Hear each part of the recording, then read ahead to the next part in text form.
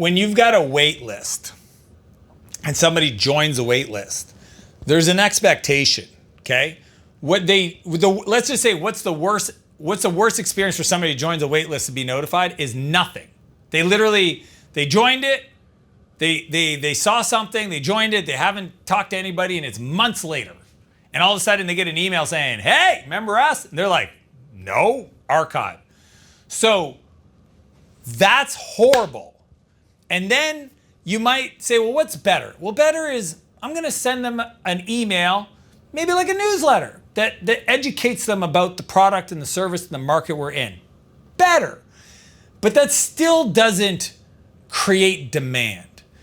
See, the question I would want to ask, everybody should ask themselves, is what information leads somebody to create desire? Because that's what demand is. Demand is, I have desire to use your product. Okay, so not talking to them, not good. What's a list of things that would get them to want to use my product? Case studies, results, innovation, access to things other people can't have, deep personal relationship with the founder, education of any sorts around the problem, education around the market, how big it is and the opportunity. So there's a lot of things, and then you go, well, the messaging could be email-based, of course, yes. It could also be text message-based. You have their cell number.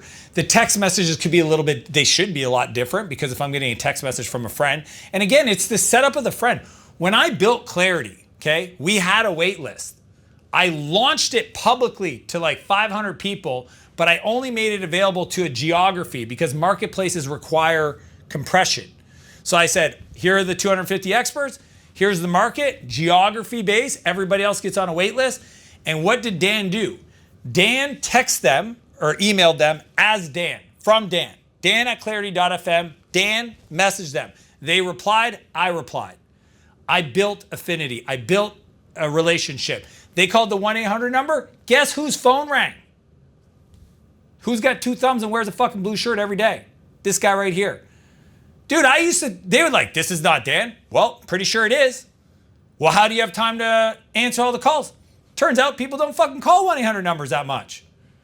And then I would just talk to them and I would build that rapport. And I did that for years. And I would just pour into them in value and connect with them. And so like when I finally let them in, they were like, oh yay, I got it, right?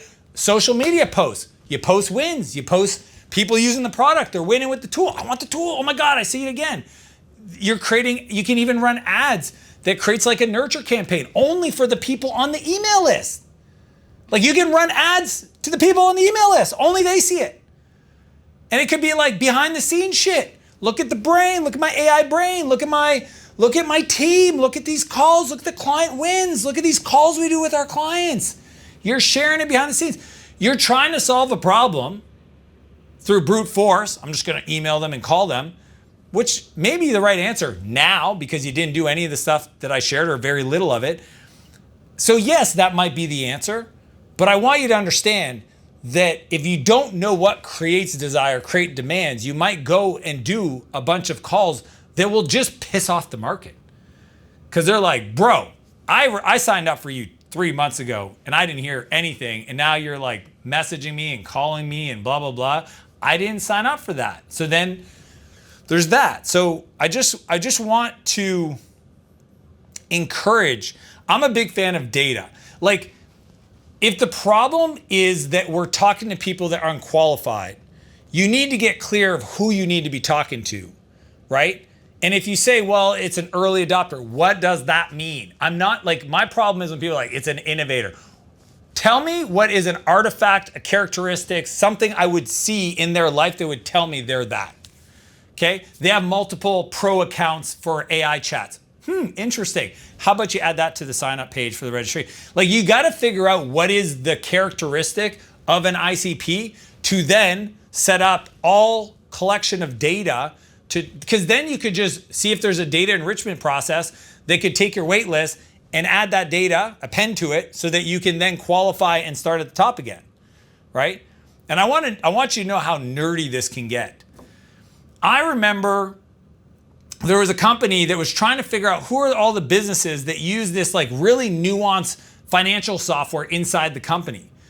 But they didn't have a way to take an email address to find out if that company, this big enterprise, had this nuanced software. And then they found a company where they could buy the data. And here's what the company did. It's a brilliant idea. They literally index all the job postings for all the companies to figure out what those companies said were mandatory software or nice to have software that the people would know, and then use that to sell that data to the companies that are trying to do data enrichment on the leads on the wait list. So they could be like nuanced, like, let's make it up, like Fortran, some weird Fortran financial connector. It's like, boom, out of the 5,000 Fortune 5,000 companies, there's only 57 that probably, those are the ones you should get your salespeople calling on. So like there's even nuance. Once you understand what you're really looking for, which my gut tells me you're still trying to figure that out, then you can use a data enrichment process and then you personalize and segment the outbound, right? So imagine you get an email and it says, hey, I noticed you have 3 AI paid accounts. Curious why you have 3 instead of just signing up for 1. That's a great email. I'm gonna probably reply to that because it's super personalized, super specific, and you segment. Once you get the data, you can do these hyper-personalized segmented outreaches. If not, you're just spraying and praying. And your sales team are gonna go scorch earth. And then you got 25,000, 50,000 leads, and then all of a sudden, the market's like, I can't believe I signed up for this because then I got these calls and these emails and blah, blah, blah. So, no, I'm a fan of like trying to solve the actual problem and then fixing it, then adding the next problem, the next problem. Yes, you got to build pipeline, but there's a problem within the problem you're saying that might not be solved.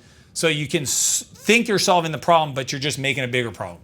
Real quick, you've made it to the end. Let me tell you what I know about you. You're not somebody that's looking to do shelf help. You're not somebody that's just doom scrolling on social media. You're here because you want to build a real business, and you're sick and tired of not getting the real insights to grow inside your business. So I want to help you avoid all the pain trying to figure this out the hard way like I did it. That's why I put together everything I've ever learned into the Scale Workbook. It's the internal document that I use with every founder I work with that turns a chaotic business into a money-making machine. And teaching you all of this without burning more hours. It's totally free. The link is in the description, or you can just scan the QR code on the screen because I'm here to help you build your empire.